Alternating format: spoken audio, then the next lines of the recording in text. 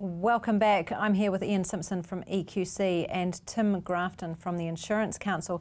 Thanks very much for joining me. Ian, can you please tell me a little bit about EQC moving forward? What are we looking at in the future? You know, for these last few bunches of what are the challenges coming out for those claims that haven't been sorted out yet? Yeah, sure. So as I'm sure you know, we're now, 90% of the way through our building claims. We're 75% of the way through the land claims, and about we're over 99% of the way through the contents claims now. So we are the majority of the way through, but we are now facing people with a whole range of different issues. So if I sort of step through it, sort of case by case. So for the land claims, as you'll know, as we're filming this, we've got the declaratory judgment underway in the High Court, which is looking at those really complex new types of land damage. So this is damage where the land has changed, which is in a way that's made it more vulnerable to something that might happen in the future, whether future liquefaction or future flooding.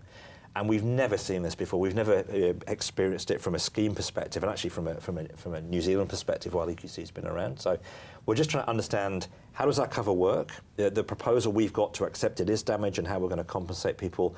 Is that how the act should be interpreted? So we have to wait for those decisions before we can start moving forward. So those people are in a holding pattern at the moment? Yeah, so we've been trying to write to people and let them know where they are. But until we get some clarity about how the Act responds, they are waiting. We're hoping we can get a decision on that by the end of this year, so we can start moving really quickly in 2015 to settle those claims.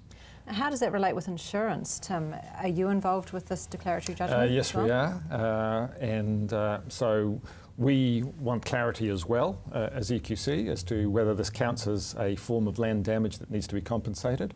We have a different perspective than EQC has in terms of where the property floor levels have to be raised, who should be paying for that incremental lift in the property floor, because that's the way of mitigating against the flood risk, for instance. So, it'll be threshed out in the court, decision made, and hopefully we get that quickly and provides clarity for landowners, EQC and insurers. So you're in the same boat, you're really in a holding pattern on those kinds of issues? Yeah, because these are issues that really haven't arisen before in New Zealand, and you need to have some certainty so you can go forward. I think it's important to stress that while we're in court debating these issues, it isn't an aggressive, we're not suing each other. This is a mechanism where we can go to court together almost in a friendly approach, just to get that clarity for all of us. Because if we hadn't gone down this path, the risk is that we spend the next 5 or 10 years resolving those issues in individual court cases, sort of almost house by house. So it is an attempt to actually make things go more quickly than they might otherwise work their way through. Now, when we're talking about sort of having to solve issues over that amount of time, Ian, I need to ask you, there have been quite a few issues about EQC running out of money. Is this happening? I mean, how big is this pot? I love getting this question. Yeah.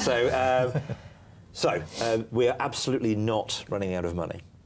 Way back when the current scheme was set up back in 1993, if people get hold of a copy of our Act, it's riveting reading, and have a look, within the Act, the government is compelled to give us a guarantee.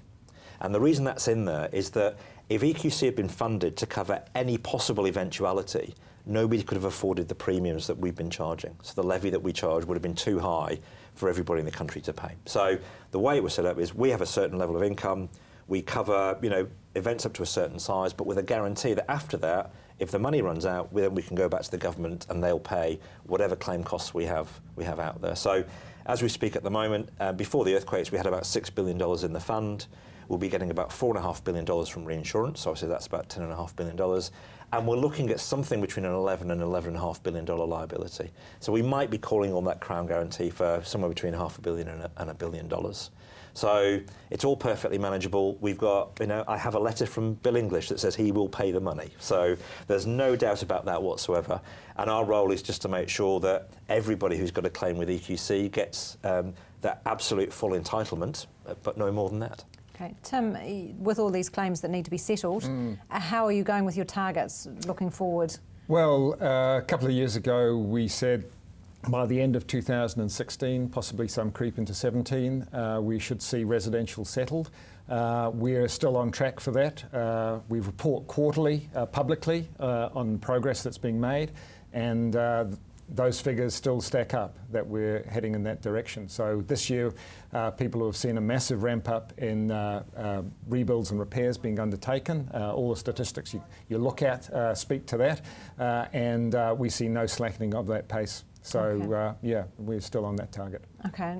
Just quickly, Ian, you've got a target towards the end of April next year, is that right? That's right. So we've agreed that the EQR home repair programme will end at the end of April. Are you going to be able to meet that? Well, it seems very close right now. It is. It does feel really close, especially in this seat. Yeah. It's really interesting that as I sit here now, we've got about 1,400 people that have asked us not to fix their house yet. Either they've got a tenancy agreement in place that they don't want to break, or there are other issues around their family or other circumstances that are going on. So what we're having to think about now is how do we manage that?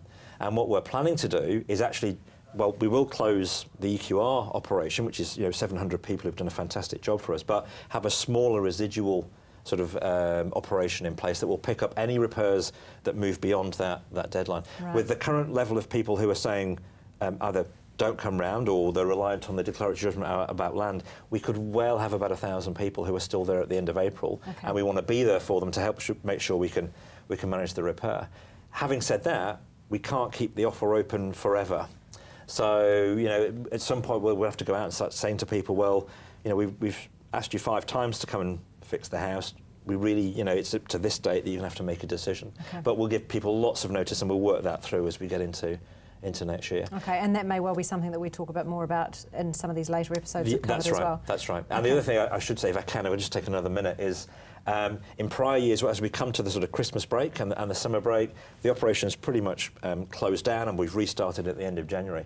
We've now got a whole bunch of contractors and builders who are really willing to work over that Christmas period, but we're struggling to find homeowners who are around. Right, so that might be a good time to stick your hand up and get it done. If anybody's been hanging off and waiting for the repair and they want to get it done over Christmas, please call your local hub, call EQC on 0800 damage, and we'll try and get round there and get things sorted out. Great. Thank you very much for joining me, Ian Simpson and Tim Grafton. Now, coming up after the break, I'm joined by Dean McGregor, the Executive General Manager of the Canterbury Recovery for IAG, and we're going to look at what's involved in re-levelling your foundations.